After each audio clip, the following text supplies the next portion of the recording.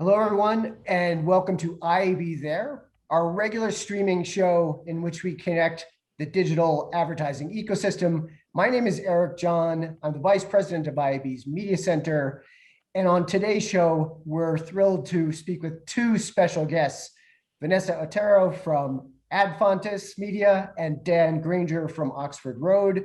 Today, we're going to be discussing a topic near and dear to IAB's heart: brands, bias, and misinformation in the news.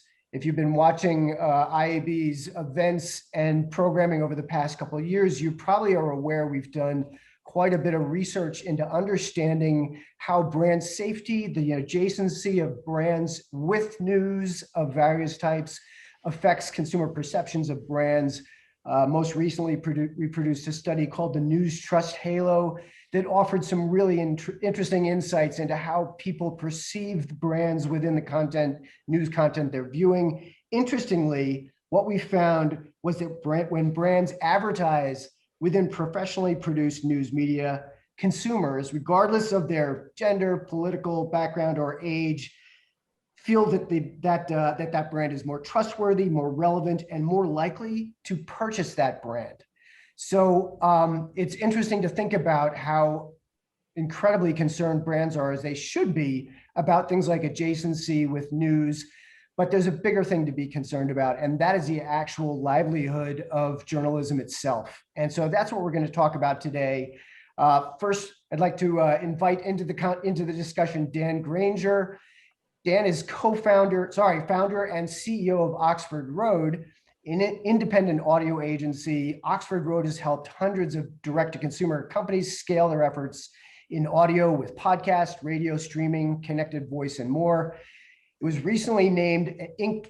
500 fastest growing private companies.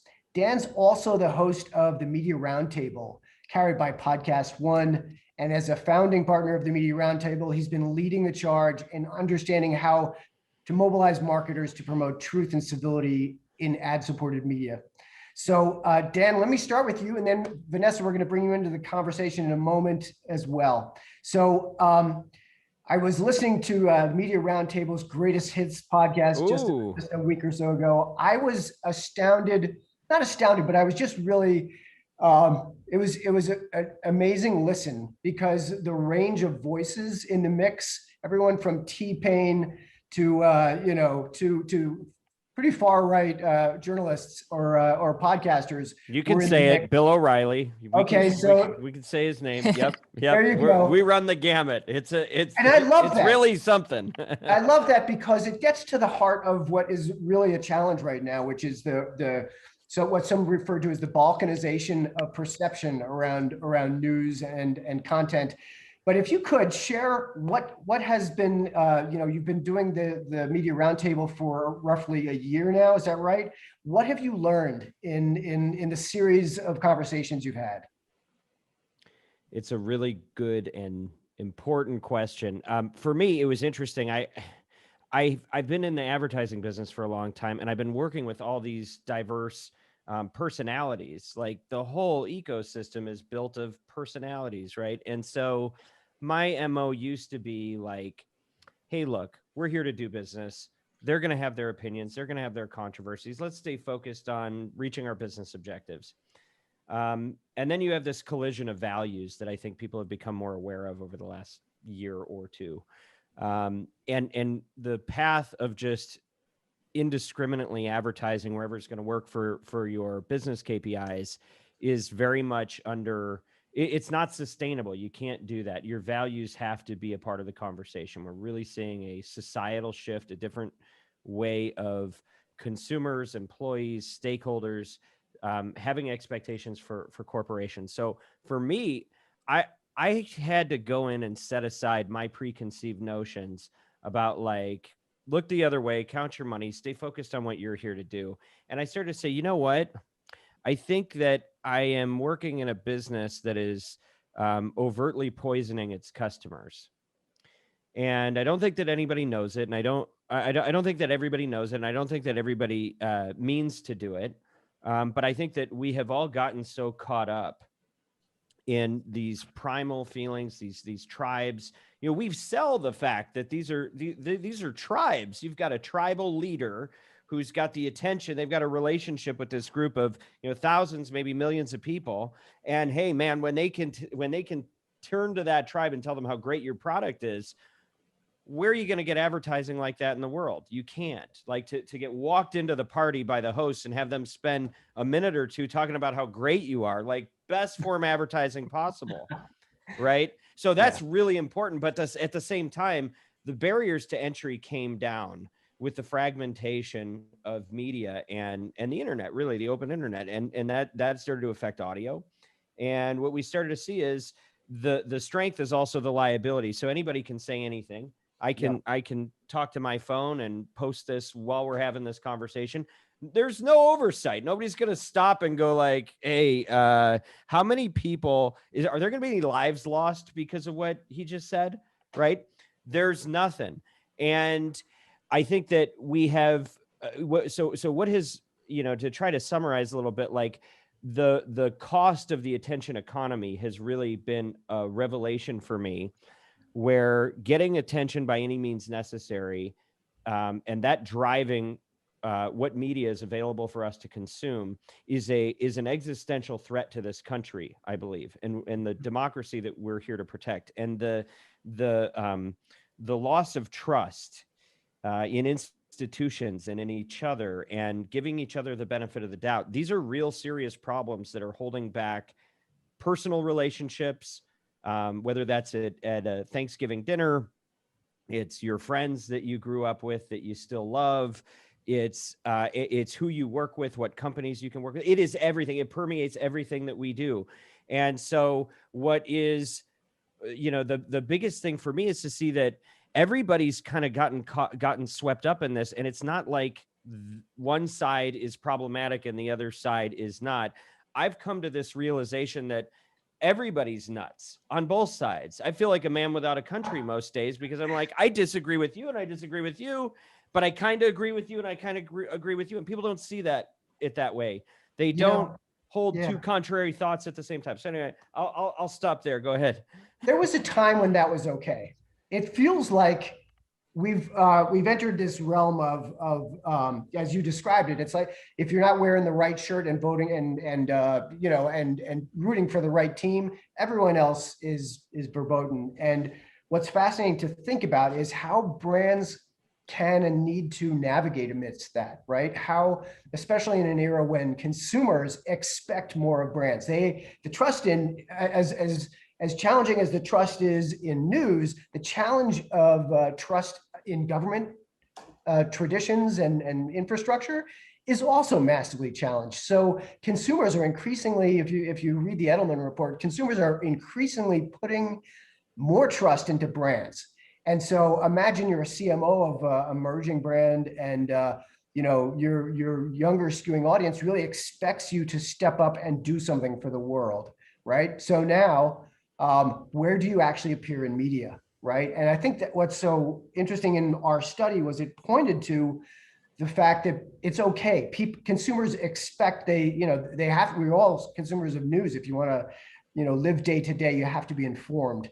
But I want to bring in Vanessa into this mix, because Vanessa, you've been looking at the how and where news outlets actually fit into the realm of more fact-based, more pure journalism-based, skewing left and right.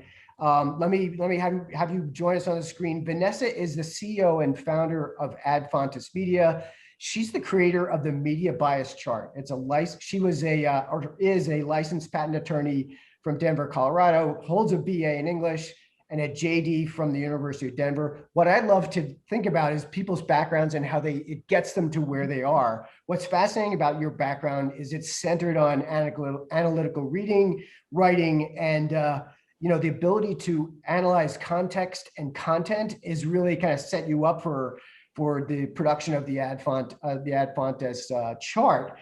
Could you share for a minute, like, what was the inspiration for that thing? I wish I could paint the picture for you, but maybe Vanessa, if you would put the image in people's minds so they can imagine how different news outlets fit into that chart. Yeah, thanks for the introduction, Eric. The media bias chart. I first created the very first version in 2016, and the reason I created it, it's a two-dimensional graph that plots news sources for overall reliability from top to bottom, and then left to right bias, left to right on that axis. And in the run up to the 2016 election, I was just it really bothered me how folks would fight online about politics, and in particular with like links from hyper polarizing news sites that weren't convincing to the other side. They'll say, oh, I'm right because of this article, and I'm right because of this article, and they just totally miss each other. I started thinking about my own news consumption, and as a patent attorney, I like to convey complex ideas in both words and pictures, but often, when it's really complex, the pictures help the most. So as a hobby, because I'm a giant nerd,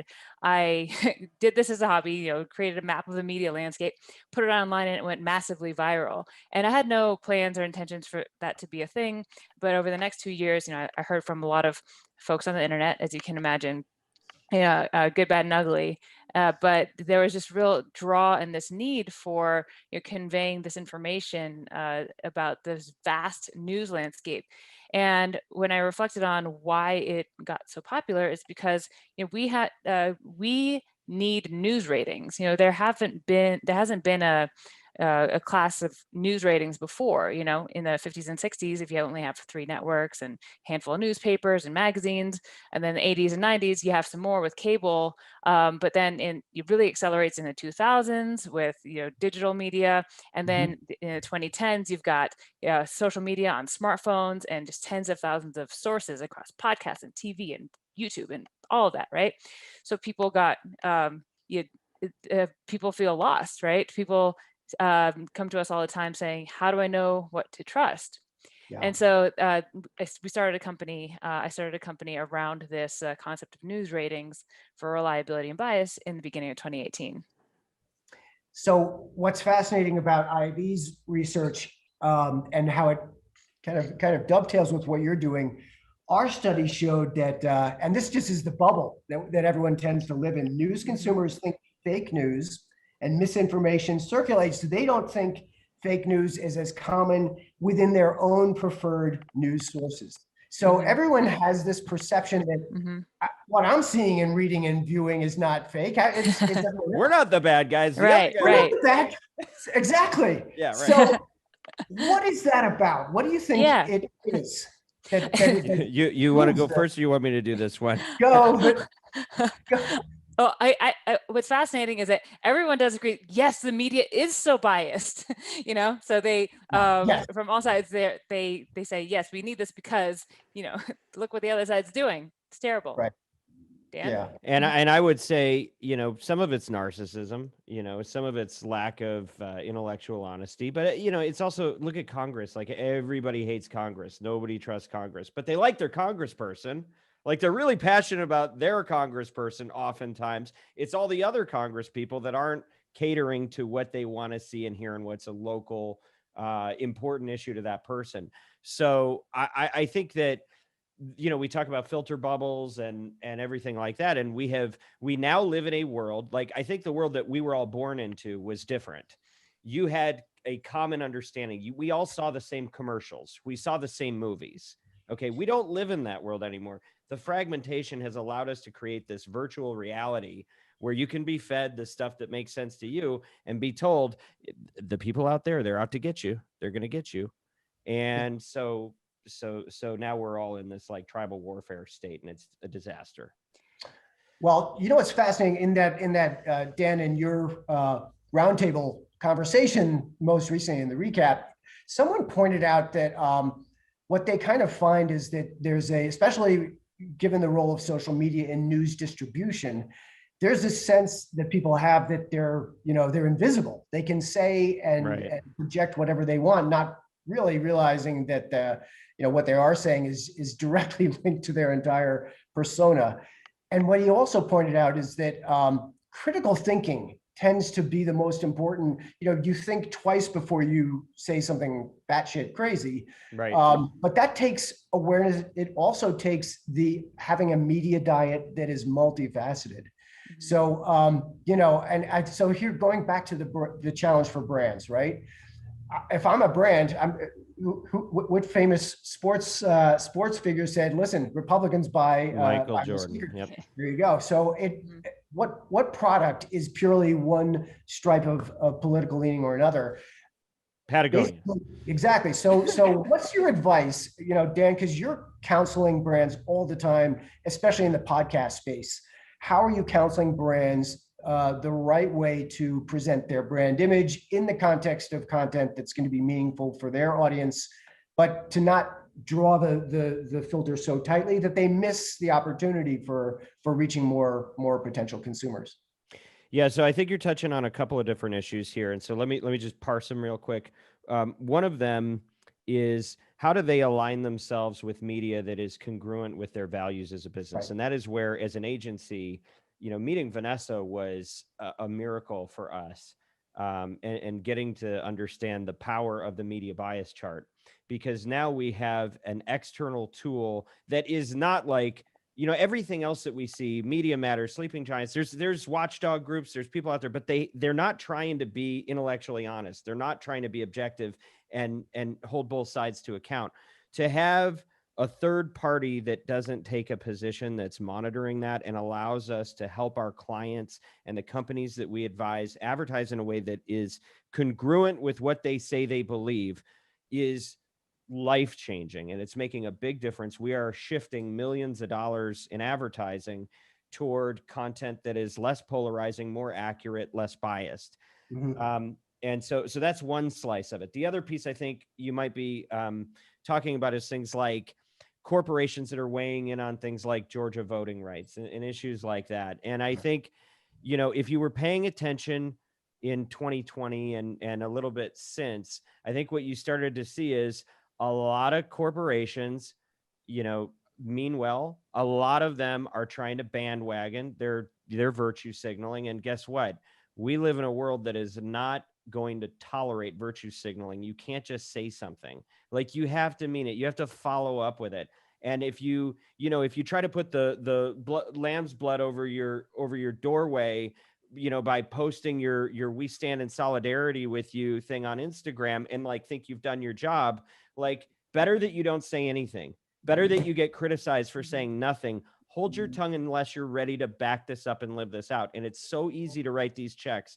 There were so many companies making big statements and promises last year. And you know what we're starting to see now is media and other organizations coming in and going, "How you doing on that promise that you made? Let's talk about your follow through on this." And there's accountability for that. So for me, part of it is let's try not to deliberately alienate people. We do live in a very diverse country, and we don't want to cut off half of it arbitrarily. But if you are a business and you're truly committed to a cause that is polarizing, and you're Ben and Jerry's and you're going to make that choice, fine, but you better commit and you better live this out, and you better have a plan and dollars and resources that you're going to manage this like every KPI that you are living for. Because if you're just trying to tap in to whatever the movement is of the moment, you're going to get found out, and you're going to lose credibility, and you're going to lose customers, and your employees are going to get pissed. So be legit and follow through. Can we talk about solutions? Because Vanessa, I think this is where your work comes in, especially. It's brands at IAB, we've been doing a lot of work. Our tech lab group has been doing a lot of work to make it more possible for brands to, in a more granular way, manage exclusion, inclusion, use content taxonomy to actually inform what a brand can do at a much more granular level. So instead of blacklisting news, it might be blacklisting, something very specific that their brand doesn't align with. Right. So this is where your work comes into play, because how do you think about the supply chain? Because in a way, that metadata that informs an ad appearing in real time, what would you hope to see happen with the ad fontes media bias chart that could make brands smarter about where they can land? Ultimately, we want brands to be funding good journalism because it's important to society, and we want brands to not be funding misinformation and highly polarizing content. So the measurement that we do, it revolves around that. So just to back up a second, if folks wonder like how we actually make these judgments, right?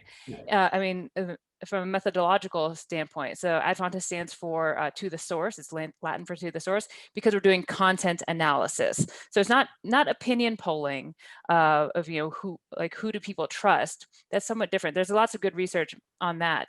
But if you ask somebody, do you trust MSNBC or do you trust Fox? The answer that they give you tells you more about them than it tells you about the content, right? So we're analyzing the content. We use a nonpartisan content analysis methodology using panels of politically balanced analysts. So for every web news source, we'll take samples of articles, sometimes hundreds of articles, and each article is looked at by somebody who's left, who's right, who's center on the same panel. They'll look at it and they'll compare scores, and their average rolls up to the overall score. So we do that for TV shows, we do that for podcasts, and on episode by episode basis. So it's actually like the best of America. Three people balance coming to an agreement about something political. It's great. And that's super important to our methodology because it needs widespread buy-in, and we rate content on a scale of from top to bottom. So the stuff towards the top of our chart is better journalism. Stuff in the middle is okay, fine. We have different reasons why it's there, and then the stuff at the bottom can be problematic, misleading, fake. It's not a binary. It's not real news versus fake news. It's not even news and opinion. That's also a fake binary. And it's not even just left versus right, because many brands are committed to free speech and expression of ideas and wanting to reach broad, diverse audiences, right? And expressing liberal and conservative opinions and advocating for them, most Americans don't have a problem with that. But there's a big difference between that and this extreme, dehumanizing, vilifying the other side as the enemy, like they're evil, they're bad, that's why they're on the other side. That kind of polarization is what people find so destructive. So to distinguish between something that's a little bit biased and then really extremely so is super important. So for different brands, that means different things. Everyone wants to just not get boycotted and yelled at on Twitter for for an ad that they ran next to something super polarizing, right?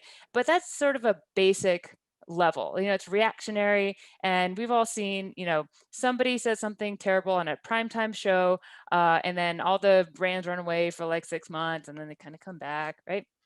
But there's for every high profile thing that gets boycotted, there are hundreds and thousands of equally polarizing and misleading types of content out there on web, like on digital and CTV and on podcasts that the brands are just blindly running their ads on, right? And we think that it misaligns with a lot of brands' values. So ideally, what we'd want to see is brands that creating specific thresholds, like what is and is not okay in terms of what we'll tolerate for reliability. Like if it's below this line, if it's problematic, we don't want to be there. What is our line for how biased we're going to tolerate, right? For some brands that have run away from news completely, their tolerance is like 0, right? But that means that there are so many properties, like so many good news properties that deserve their advertising dollars and funding and have great audiences that they could be reaching, that they're just not advertising on at all. So they might have like a small window of like the news landscape that they want to support, but that even in that small window, there's some really great news organizations out there. So we want to get brands back into those, and the ones that are kind of advertising everywhere, just willy-nilly. We want to make sure that they're not inadvertently funding polarization, society-destroying type of content, because it's bad for everyone. Yeah. we've been talking, referencing, mostly national news organizations, but everyone lives somewhere, and Yeah. local journalism is even more, endangered, I would say. You look at any town you grow up in, and chances are that paper is no longer there.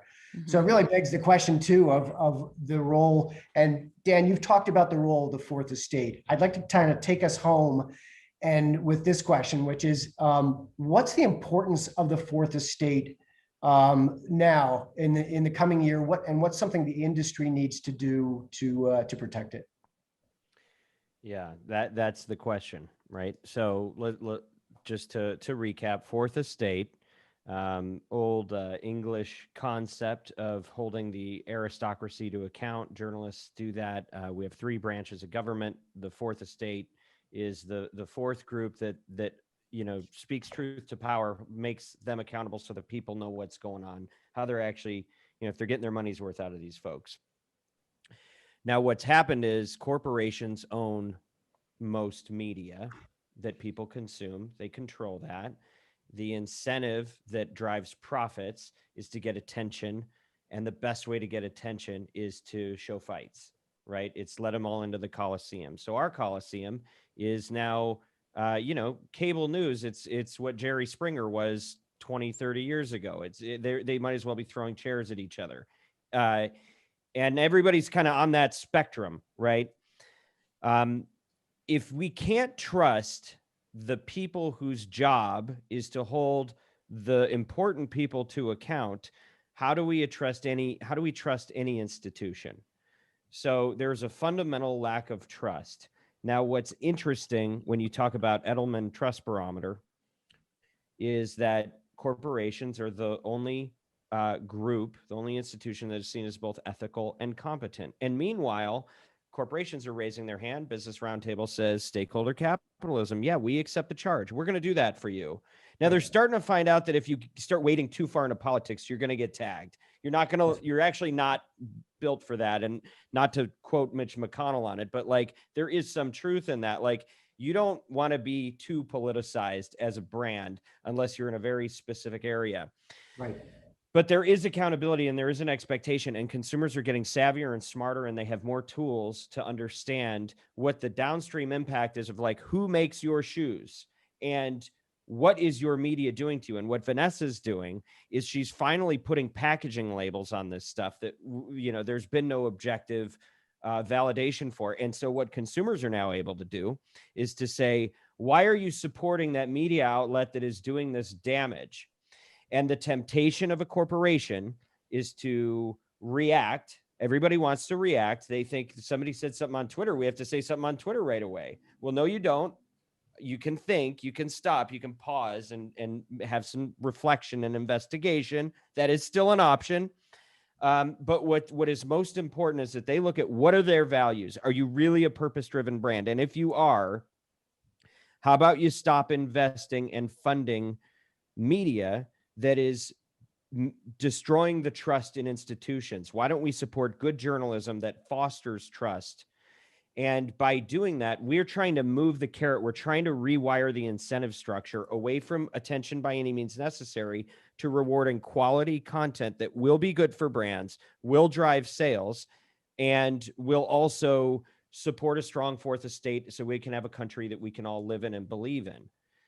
So I think it is incumbent on brands to take that role seriously. And that doesn't mean just follow where the peer pressure is coming and just say, well, we're with the good guys, we're not with the bad guys. It's also about saying like, okay, where is there quality? Where is there an objective, intellectually honest seeking of truth and exposure and accountability that does not play favorites in this country? And let's support that, and we'll all be better for it.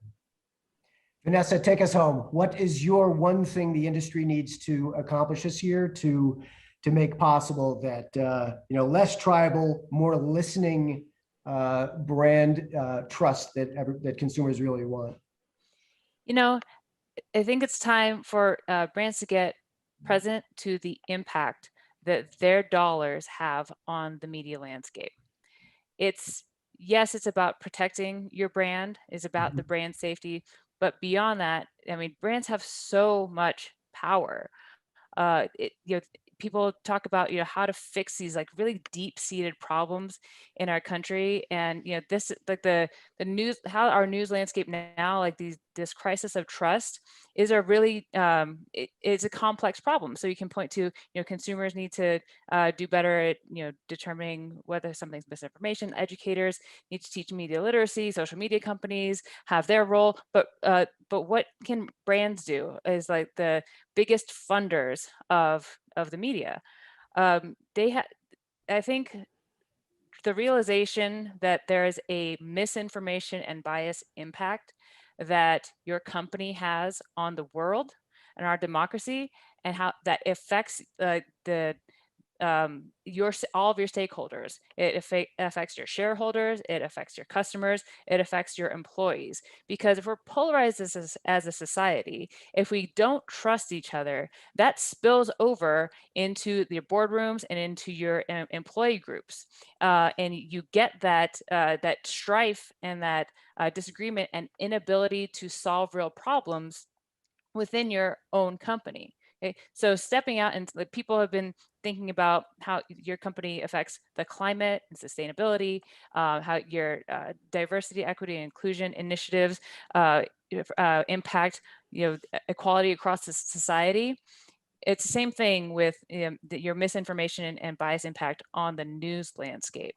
So if that's the one thing that brands can start turning their attention to, it will go a long way into solving some of these things that seem so entrenched. Like I truly believe, I'm an optimist. I think there are brighter days ahead. I think that we're in this these temporary growing pains of this new information age that are we've gone through this as a society, as a humanity before, right?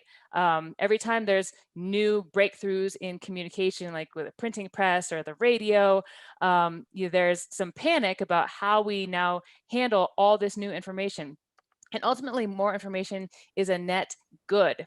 However, there's so much of it now that we need to learn how to navigate it as a society. So I think our society can go from, just as a society can go from being illiterate to literate in a generation. You can go from being media illiterate to being media literate, as long as it's something that people focus on and train their attention on improving. So I think we can do it. Thank you. Thank you both. Dan Granger from Oxford Road, Vanessa Otero from Ad Fontes Media. To learn more and become more educated in exactly these things we're talking about, please visit IAB.com, where you can find and download Understanding Brand Safety and Brand Suitability in a Contemporary Media Landscape.